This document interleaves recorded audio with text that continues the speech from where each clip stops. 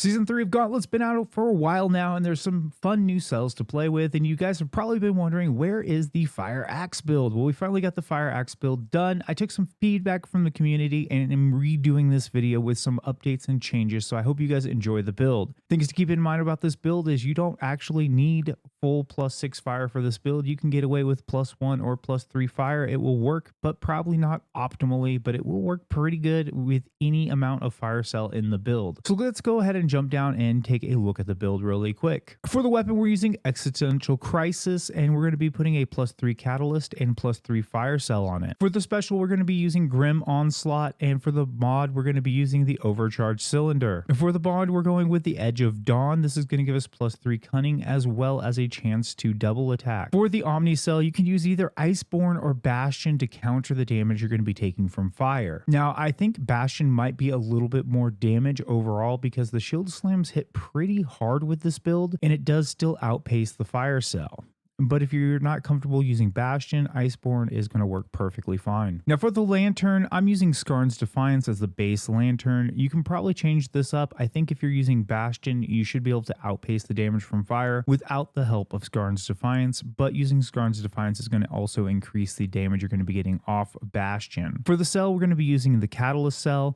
You have the option of using either Catalyst, Etheric Attunement, or the Reuse cell with this build, and pick whichever one fits your playstyle the best. Catalyst is going to be obviously the highest damage output for this build. For the helmet, we're going with Tragic Echo. This is going to give us +3 rage, and we're going to put another +3 rage cell in it to get to +6 rage. The reason we're going full +6 rage is because we're constantly taking damage from fire, so we never want to be waiting on that cooldown for rage to be able to reactivate, because fire does activate rage in this build. For the chest, we're going with Thrax's Shadow with a +3 Cunning cell and a +3 fire cell on it. For the gloves, we're going with Time Weaver's Gauntlets with +3 Overpower, and we're putting a +3 Pulse cell in that. And for the boots, we're going with Chrono Treads with +3 Pulse, and we're putting a +3 Recycle cell into that slot. Now, if you're running this build with either +1, 2, or 3 fire because you're soloing Gauntlet and can't get far enough to get the full +6 for the build, what you would want to do is replace this fire cell right here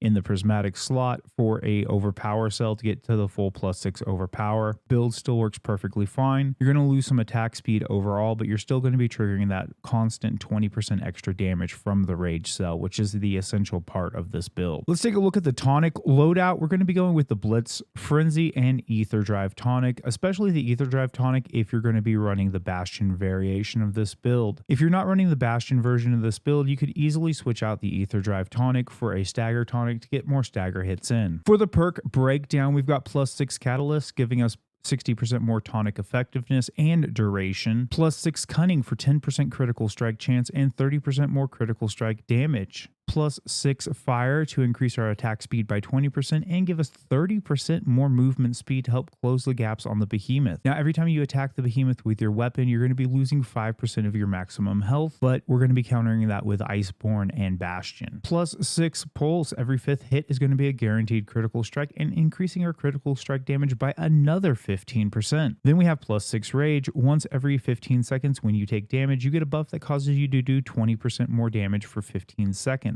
If you only take this to +3, you're going to have a 15-second cooldown between the time it wears off and the time you can reactivate it again. That's why we want to take this all the way to +6. Normally, you don't want to play Rage +6 in a build because you don't want to be taking damage that often, but because of the Fire +6 cell, we're always taking damage when we attack, causing us to have damn near 100% uptime on the Rage cell, which is why we're running with Rage on this build. Then we've got +3 Overpower for 20% more damage against staggered behemoths, just to get some more extra raw damage in there when you get a part break or stagger the behemoth from the stagger damage with the axe. And last but not least, we have a +3 Recycle cell. This is going to give us a stacking damage bonus of 10% every time we attack the same part on the behemoth. It stacks up to 3 times at +3, giving us a whopping 30% extra damage. Plus, it's pretty easy to hit the axe combos in the same place over and over again when you're using your charge combo, even if the behemoth is up. Now, I've been having a lot of fun with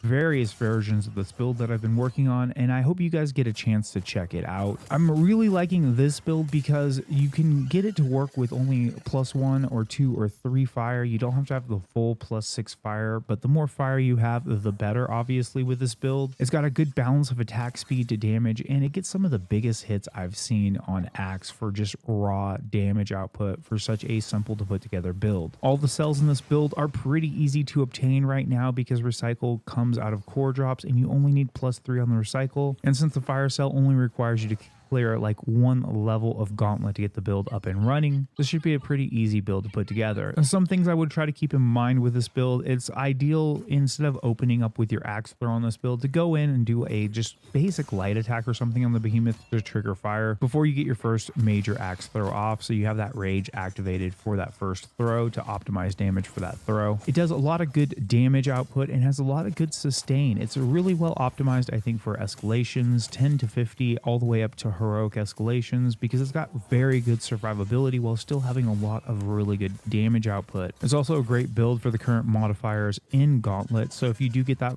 first fire cell and want to try to push through the first 20 solo, you should be able to do that without too much difficulty. If you guys are looking for a community to play Dauntless with or a guild to play Dauntless with, I will have a link in the video description and hopefully the comment section down below if I remember this time, with a link to our Discord server and my other social medias. Jump on the Discord server. We've got lots of friendly people there that are always actively playing Dauntless, and we're recruiting for the guild. If you have questions about how to join the guild, let us know in the Discord server. And I should be live later today playing Dauntless. If you guys need any help with anything, feel free to stop by the stream and ask some questions. And if you're a newer player to Dauntless looking for a build to help you get through escalations for the first time, because all the builds you're seeing always use escalation gear, we've got a pre-escalation build guide for new players to help you get through your first escalation and farm all the gear you need for a lot of the builds you see here on my channel. And I will see you guys in the next video.